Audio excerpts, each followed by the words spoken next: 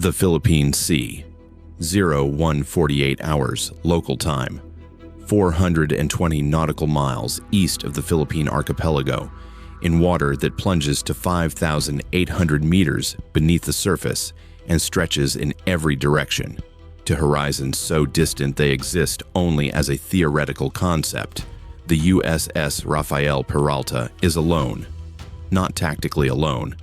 There is no such thing as tactical isolation in a modern naval task group, but geographically separated from the nearest surface combatant by 140 nautical miles, positioned ahead of Carrier Strike Group 5 on an anti-submarine warfare picket line that puts her at the forward edge of the strike group's sensor architecture. She is USS Rafael Peralta, DDG-115, an Arleigh Burke Flight 2A guided missile destroyer, commissioned in 2017, named for a Marine Corps sergeant who earned the Medal of Honor posthumously in Fallujah in 2004. She displaces 9,700 tons at combat load. She carries 96 Mark 41 VLS cells.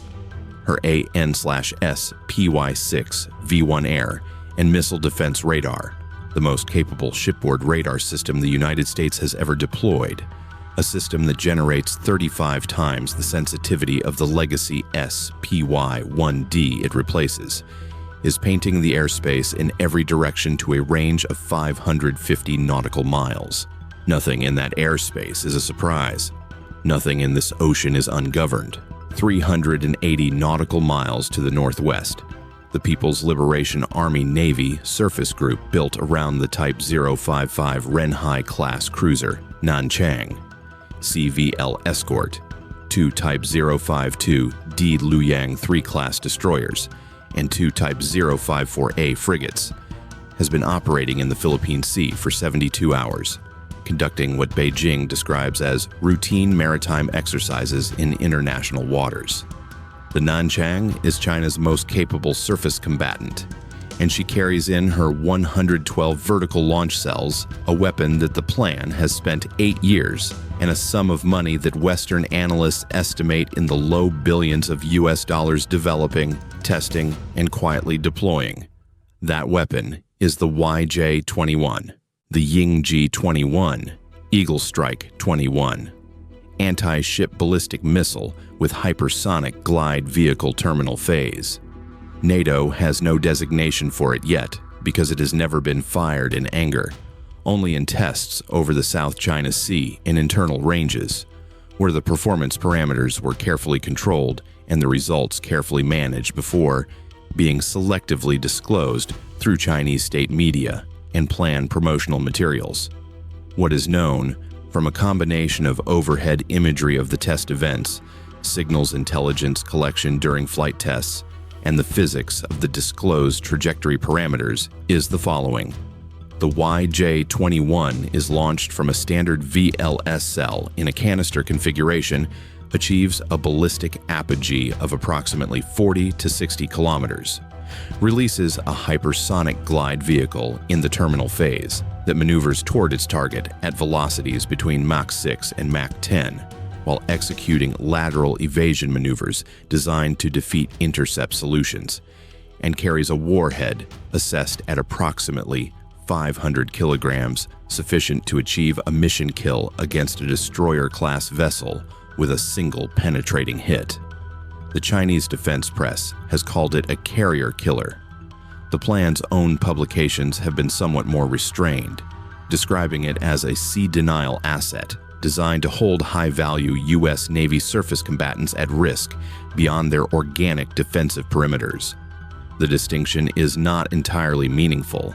Both descriptions converge on the same operational intent: a weapon specifically designed and specifically deployed to threaten American warships in the Western Pacific in ways that previously available Chinese anti-ship missiles could not. The plan's surface group commander aboard the Nanchang has orders that reflect this intent. Tonight, at a moment that has been coordinated with Plan Eastern Theater Command and authorized through a chain that extends upward through the Central Military Commission, he is to demonstrate the YJ-21's operational capability by firing a single round against the radar cross-section of a designated U.S. Navy surface combatant. The designated target is the USS Rafael Peralta, selected because her forward picket position makes her the most geographically isolated major surface combatant in the American Task Group's formation. The target that a planner might assess as most vulnerable to a saturation or surprise engagement. The round is to be fired on a trajectory that terminates in the water short of the Peralta's position, demonstrating both the weapon's accuracy and its ability to penetrate American defensive systems by bringing the terminal engagement to its final phase before any U.S. defensive response can prevent it. It is a demonstration shot, not a kill shot. The difference, operationally, is a matter of a few meters of terminal accuracy adjustment in the fire control computer. What the planned surface group commander does not know, what the architects of this demonstration apparently did not fully account for, is that American knowledge of this operation is nearly as complete as his own. The decision to fire tonight was made 4 days ago in a planned Eastern Theater command planning session that was attended by a signals intelligence collection asset that the United States intelligence community declined in the classified summary transmitted to 5th Fleet and 7th Fleet to characterize more specifically than a collection capability with high reliability access to plan theater command planning discussions. The information that a YJ-21 demonstration firing was being planned, that the USS Rafael Peralta was the designated target, and that the firing window was the 48-hour period beginning at 0000 hours tonight was in the 7th Fleet Commander's hands 61 hours before the Nanchang's crew began their pre-launch sequence. Those 61 hours were used with the efficiency of an organization that has been planning for this specific threat for 8 years. The USS Rafael Peralta's commanding officer was briefed on the threat at 1400 hours the previous afternoon. Her AN/SPY-6 V1 radar was reconfigured for the ballistic threat tracking mode that the Aegis Baseline 10 software suite enables, a mode specifically optimized for detecting and tracking hypersonic glide vehicles, which present a different radar cross-section profile than either traditional ballistic missiles or cruise missiles, and require specific waveform parameters to track reliably through their terminal maneuvering phase. The ship's VLS magazine was inventoried, and the SM-3 Block IIA interceptors were confirmed at readiness. The Cooperative Engagement Capability data link was verified with the E-2D Advanced Hawkeye that had been repositioned from its standard patrol orbit to a holding pattern 280 nautical miles east of the Peralta's position, far enough to be outside the YJ-21's assessed engagement envelope, close enough to provide continuous radar coverage of the threat corridor via its AN/APY-9 radar operating in ballistic missile defense support mode, and in the airspace 22,000 feet above the Philippine Sea, in a holding pattern 180 nautical miles southeast of the Peralta's position, 2 F-35C Lightning IIs from Carrier Air Wing 5, call signs Lance 1 and Lance 2, are orbiting at military power with their AN/APG 81 AESA radars active, their AIM-120D, AMRAAMs loaded on their internal weapons bays, and their data links active on the CEC network. The F-35C is not traditionally considered a component of ballistic missile defense architecture.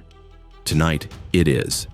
The specific employment concept being tested, using the F-35C's AN/APG-81 as an additional forward-position sensor node to augment the SPY-6's tracking geometry against a maneuvering hypersonic glide vehicle, and potentially as a kinetic engagement platform against the boost phase or early glide phase of a YJ-21 engagement, is an operational concept that has been in development for 4 years and has never been tested against an actual threat.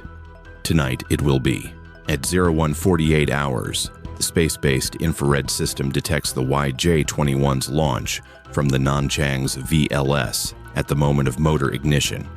The boost phase signature is significant, a solid fuel motor generating thrust parameters consistent with the trajectory profiles observed in previous planned test events.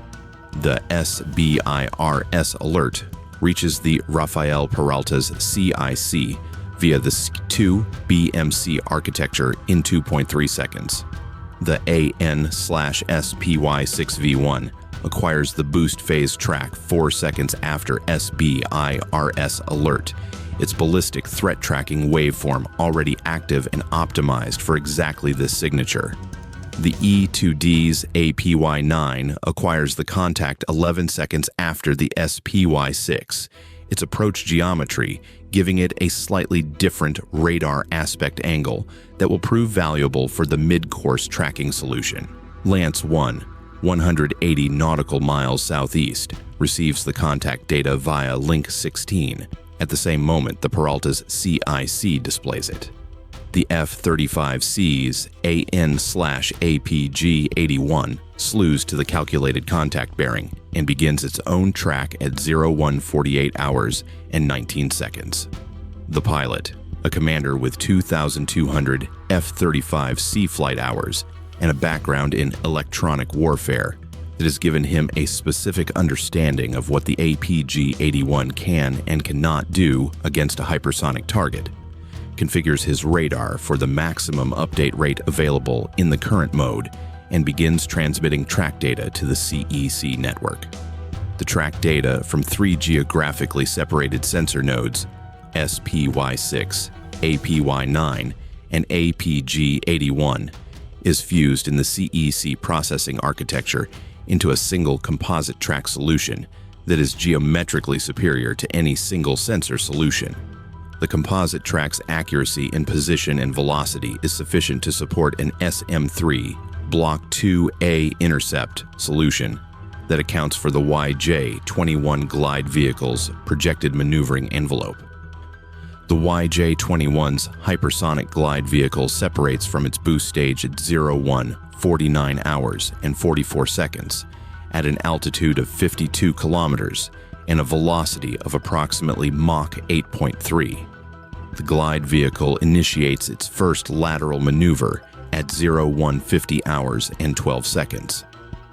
A 6.4-degree angular displacement executed at Mach 7.9, designed to defeat an intercept solution based on straight-line trajectory extrapolation.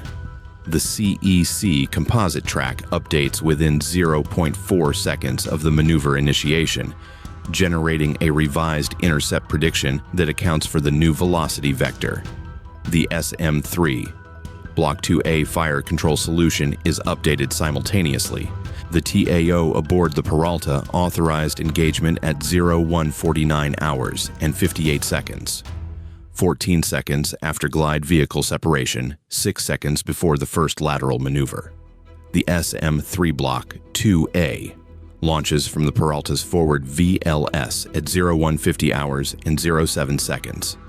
The missile climbs on its solid fuel booster, second stage igniting 8.4 seconds after launch, third stage, the LEAP kinetic kill vehicle stage, separating from the second stage at 01:50 hours and 51 seconds at an altitude of 68 kilometers. The LEAP begins its terminal homing sequence, receiving mid-course updates from the Peralta's fire control system via the SM-3's uplink antenna at intervals of 0.8 seconds. Each update incorporates the latest CEC composite track position, which itself is being updated every 0.4 seconds by the 3-sensor fusion architecture. The YJ-21's glide vehicle executes 2 additional lateral maneuvers between 01:50 hours and 01:51 hours and 34 seconds. A 4.1-degree displacement at Mach 7.2 and a 7.8-degree displacement at Mach 6.8. Each maneuver is detected by the SPY6 and APG-81 within 0.3 seconds of initiation and incorporated into the CEC composite track within 0.7 seconds. The LEAP receives its updated guidance within 1.5 seconds of each maneuver initiation. The combined latency from maneuver initiation to updated leap guidance is 1.5 seconds. At Mach 6.8, the glide vehicle travels approximately 3.6 kilometers in 1.5 seconds. The LEAP's terminal homing geometry accommodates a 3.6 kilometer position uncertainty in its closing sequence. The intercept window closes at 01:51 hours and 47 seconds. The LEAP kinetic kill vehicle strikes the YJ-21's hypersonic glide vehicle at an altitude of 31 kilometers and a relative closing velocity of approximately Mach 14.3. The collision energy is catastrophic. The glide vehicle, its hypersonic thermal protection system, its guidance electronics, and its 500-kilogram warhead cease to exist as coherent objects in approximately 0.002 seconds. The debris field disperses at altitude and falls into the Philippine Sea over an area of roughly 40 square kilometers, none of it reaching the surface with any meaningful kinetic energy relative to a warship hull.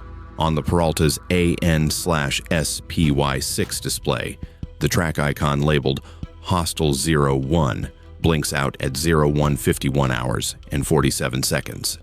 The TAO notes the intercept, clears the ballistic threat tracking mode back to standard air search configuration, confirms the threat picture's clean, and picks up the handset to the bridge. The commanding officer, who has been in the CIC since the SBIRS alert, acknowledges. He does not order any change in the ship's course or speed. The Peralta continues on her picket station heading at 18 knots. Now, let us address the F-35C dimension of this engagement, because Lance 1 and Lance 2 did not fire tonight, and their contribution deserves explanation. The two aircraft were positioned as a kinetic backup option for a specific scenario. If the SM-3 Block IIA failed to achieve intercept in the exo-atmospheric phase, and the glide vehicle continued its terminal approach below 30 kilometers altitude, the F-35C's AIM-120D AMRAAM, in its extended range D variant, with a maximum engagement altitude exceeding 70,000 feet and an active radar seeker capable of tracking hypersonic targets in the terminal phase, provided a secondary engagement layer that no existing U.S. Navy ship-based system can replicate at the geometric angles created by a hypersonic glide vehicle in steep terminal descent. The AMRAAM has never been tested against a hypersonic target in operational conditions. The employment concept is newer than the weapon itself, but the physics are sound, the seeker capability is documented, and the F-35C's APG-81 radar, which tracked the YJ-21's glide vehicle from 180 nautical miles with sufficient fidelity to contribute meaningfully to the CEC composite track, demonstrated that the aircraft can function as a sensor node in the ballistic missile defense architecture in ways that expand the engagement geometry available to the overall system. Tonight, the SM-3 did not need the AMRAAM backup. The three-sensor CEC composite track and the SM-3 Block IIAs continuously updated mid-course guidance handled the engagement within the primary layer. Lance 1 and Lance 2 returned to the carrier with their weapons unfired and their data recorders full of the most operationally significant sensor data ever collected by an F-35C operating in a ballistic missile defense support role. That data will be analyzed, published in classified channels, and incorporated into updated employment doctrine within the week. Let us now address the strategic implications of what just happened in the Philippine Sea, because the tactical result, one YJ-21 intercepted, no damage to any American vessel, is only the surface of a much deeper story. China has invested in the YJ-21 as a solution to a specific problem: the United States Navy's ability to operate carrier strike groups within range of targets that matter to Beijing. Taiwan, the South China Sea island bases, the Senkaku Islands, the Luzon Strait. The solution China identified was a weapon that could defeat American shipboard missile defense systems through a combination of hypersonic speed, hypersonic maneuverability, and a trajectory profile that compressed the defensive engagement timeline below what American SM-2 and SM-6 missiles, designed primarily for aerodynamic targets, could reliably address. This was a genuine and technically informed assessment of American defensive limitations as they existed in 2015, when the YJ-21 program was in its early development phase. What China did not adequately account for was that American missile defense development would not stand still between 2015 and 2024. The SM-3 Block IIA, jointly developed by the United States and Japan specifically to address hypersonic and fast ballistic threats, was declared operational in 2017. The AN/SPY-6V1 radar that tracked the YJ-21's glide vehicle through 3 lateral maneuvers with 0.3-second detection latency was not deployed when the YJ-21 was designed. The cooperative engagement capabilities integration with F-35C sensor nodes as distributed tracking elements in a BMD network is an employment concept that postdates the YJ-21's design specifications by half a decade.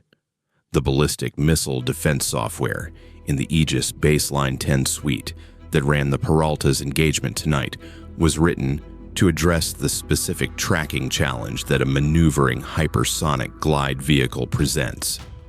A challenge that was identified from analysis of Chinese test event data and incorporated into the software development roadmap before the YJ-21 completed its qualification testing. The YJ-21 was built to defeat a version of the United States Navy that existed in 2015. It encountered a version that exists in 2024. The gap between those two versions, in radar sensitivity, in fire control software, in sensor fusion architecture, in the integration of 5th-generation aircraft into the BMD engagement network, is the gap that produced a clean intercept tonight. China will draw conclusions from this engagement. Those conclusions will drive the next iteration of the YJ-21 or its successor program. Faster, lower radar cross-section, more aggressive terminal maneuvering, potentially multiple independently targeting glide vehicles from a single missile bus. These are not fanciful projections. They are the logical engineering responses that any competent defense industrial base would pursue after an operational failure of this nature. The competition continues. It always does. But tonight, in the Philippine Sea, at 31 kilometers altitude, the competition produced one result and one result only: a Mach 14.3 kinetic impact between an American hit-to-kill interceptor and China's most advanced anti-ship weapon. The interceptor won. The Peralta is at her picket station. The carrier she is protecting is launching the morning flight cycle on schedule.